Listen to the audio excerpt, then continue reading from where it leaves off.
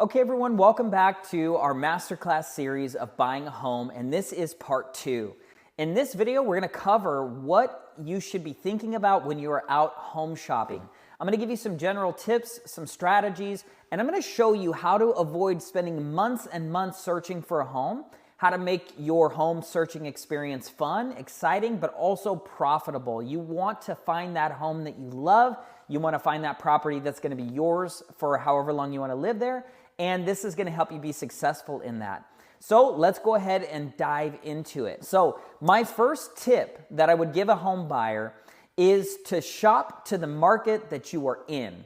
Okay, so what do I mean by that? Well, we talked about in the last video, housing inventory, pending sales, really giving you kind of some context on how to understand what kind of market you're in. So are you in a rising market? Are you in a balanced, stable market, or are you in a declining market? For the last 15 years of my career, we have been in a seller's market. It has kind of gone up and down. There's been some pockets of buyer's markets and different price points, but for the most part, it's been a seller's market. So what does that mean? That means prices are going up. So if my budget is $1 million, I'm not going to be looking at $1 million homes. I'm going to shop to the market that I'm in.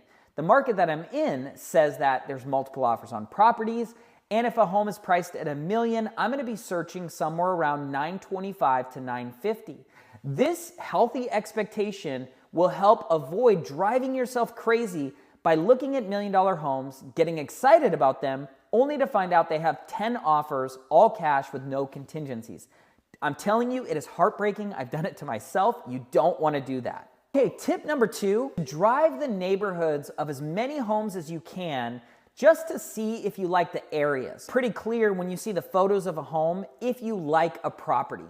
And in a seller's market, there's typically really low inventory, so there might not even be that many homes to see.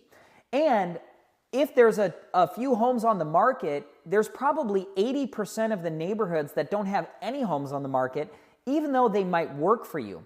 So what I recommend is taking a look at a lot of different neighborhoods, seeing what homes are available, and just seeing how you like the feel of them. What I think this does is I think it helps you clarify your thinking and clarify your values and really understand, like, is this an area that I would want to live in? You start to have those conversations either with yourself or with your spouse.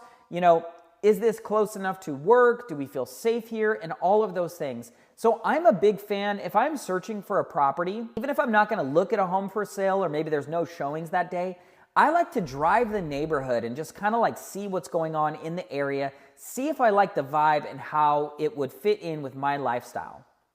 Okay, tip number 3. I recommend looking at a wide variety of neighborhoods and homes. Now, what we're experiencing in 2024 in Orange County is really, really low inventory.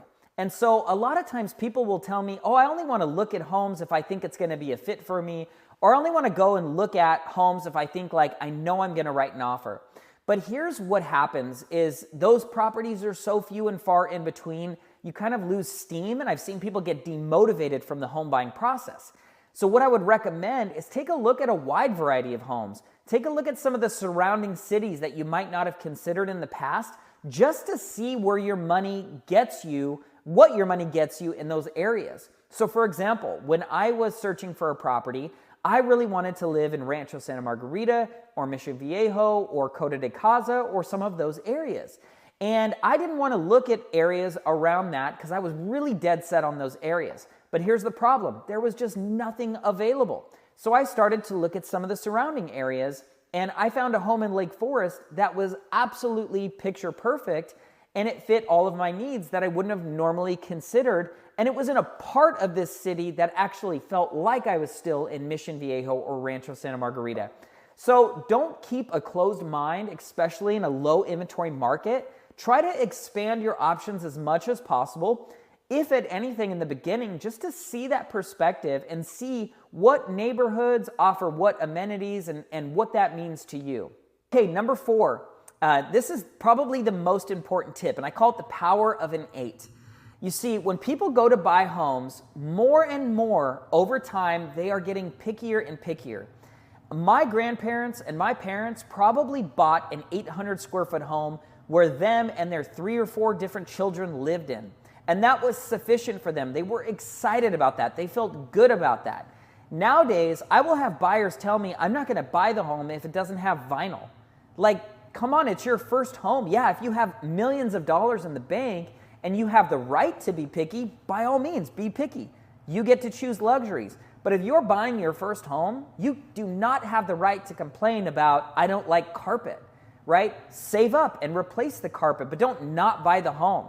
So my recommendation to you is called the power of an 8. Ask yourself, on a scale of 1 to 10, 10 being this home is an absolute unicorn. It's probably the most amazing one-time opportunity in the world. It probably will never work for my budget. This property is a 10. A 1 is like, I absolutely hate this home. Don't ever show me again. A 9 is like, hey, this is something I should write an offer on today. This is about as close to perfect as it should get. And an 8 is, I should strongly consider this property. In fact, I should put an offer on this home, but maybe a few things don't work out for me, and I just need to figure out how I can manage those later after I move in. Finally, get feedback of the activity on homes that you looked at. So ask your real estate agent to follow up on some of the properties you viewed and get feedback on what the activity was. A lot of times I'm out looking at properties with my clients. I'll call the realtor who had the home listed, and we'll think, hey, that home, was not going to get any offers, any activity, and come to find out they got 5 or 6 offers on the property and they're selling for way above listing price. This can give you some good real-time feedback and help you to make good decisions now, because in a rising market, the longer that you wait to buy, the more money that you pay. Every internet guru, everybody with a video camera and an opinion is going to tell you the market is going to crash soon. It's going to crash any day. And that's okay. Even though they've been wrong 1,000% of the time in the last 15 years, hey, you know what? They could be right. But for you, you want to be a knowledgeable, educated buyer who makes good decisions based on the information you have now. And in a rising market, the information you have now tells you that prices are going to go up, so you get less and less of a home the longer you wait. Also vice versa. If the market is trending downward, that is a time where you can be a little bit more patient and you can kind of wait and see how things happen. So I really recommend that you have your realtor call the other realtors, as many as they can, and see the kind of feedback that they're getting on properties, what kind of offers they're getting, what kind of offer they accepted, why did they accept that offer. It'll also show you how to differentiate yourself when you write an offer on that home that you really, really want. In part 3, I'm going to walk you guys through the ins and outs of writing a strategic offer, an offer that gets accepted, an offer that gets noticed, and an offer that has favorable terms to the situation. So stay tuned, and if you're enjoying this content, please take a moment, click subscribe, so I can share with you guys more homes, history, and happenings in Orange County, California. Thanks so much for watching.